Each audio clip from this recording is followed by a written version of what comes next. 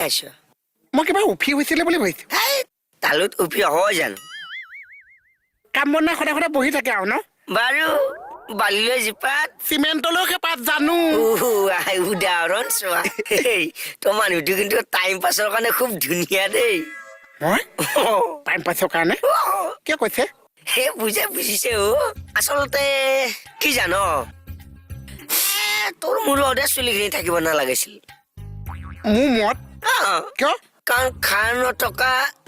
মাটিত জানো ঘাঁহ গজে আপোনাৰ মূৰত আছে মালটো নাছে মোৰ মূৰত আকৌ নাই কিয় খাৰ বেছি থাকিল যে সেইকাৰণে মৰি গল খা খোৱা খাটো নহয় খাৰ